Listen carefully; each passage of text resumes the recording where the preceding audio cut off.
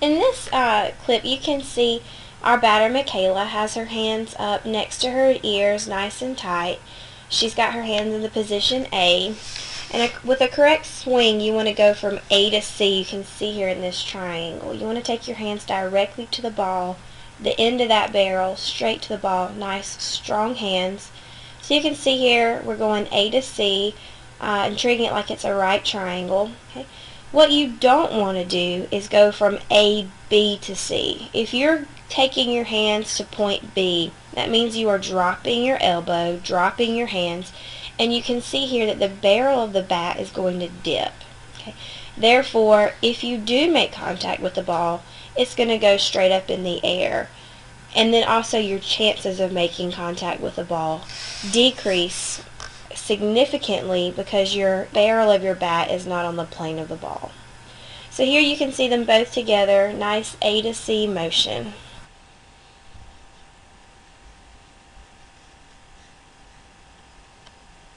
Our batter AG here has one of the most beautiful swings I've ever seen.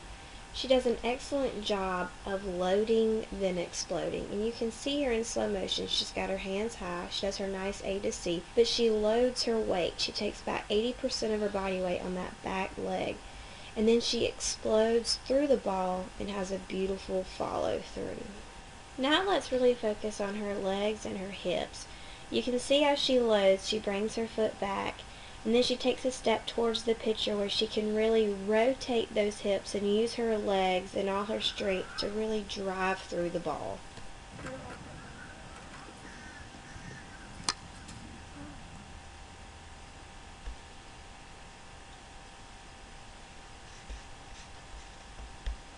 Next, we're going to introduce the proper bunting technique. First thing that you need to be able to do is grip the bat. This is very important because if you grip the bat incorrectly, it can cause serious injuries.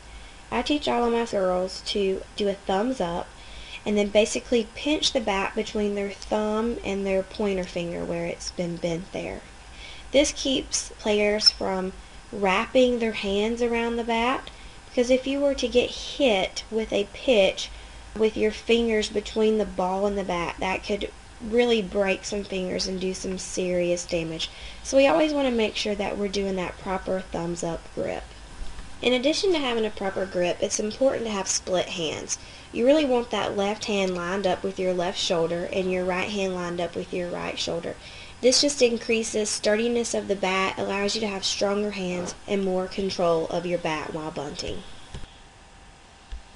In this image, you can see that Michaela's hips are square with where the pitcher will be standing. Her hips and her shoulders are lined up facing towards the field. Her barrel is at approximately a 45-degree angle, which is exactly where you want it to be. You always want your hand near the end of the barrel to be higher than your hand halfway between the barrel.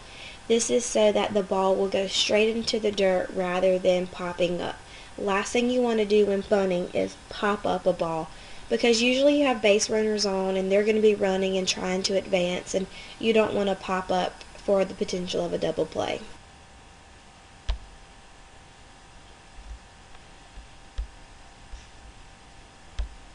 Running to first base after getting a hit may seem like a very simple skill. However, if done incorrectly, it can cost you base runners, and base runners are always important.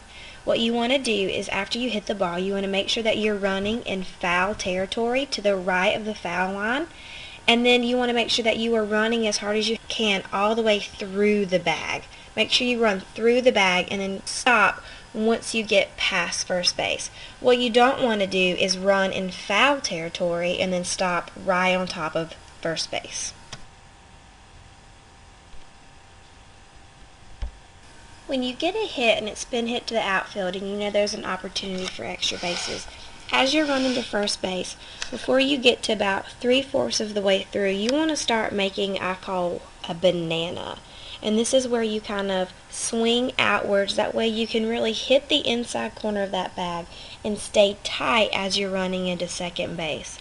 What you don't want to do is run through first base and then get really wide. Getting wide once you've already ran through first base adds seconds and seconds to your time from home to second. The longer it takes you to get from home to second, the better your chances are getting thrown out. That is what we don't want to happen. We need base runners on to score runs so that you can win the game. As you're getting a lead from first, or any base at that matter, you want to make sure that your timing is perfect. You are allowed to leave the bag when the ball is being released from the pitcher's hand. So you can see that Michaela here is leaving right on time. She's leaving as the ball is being released from the pitcher's hand, and she's going at a comfortable distance where she can get back to the bag in a quickly manner. I always teach off hard, back hard. So she's off the bag hard and she comes back hard.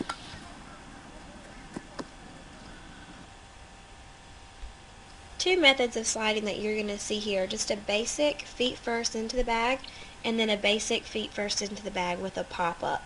You can start teaching this method of sliding at any age. It's very safe. You just need to make sure that your athletes are tucking their legs underneath and really sliding more on their hip than their bottom. Pop-up slide is great when you have other runners on base and you're needing to pop up really quickly to see where the ball is and to see if you can advance another 60 feet.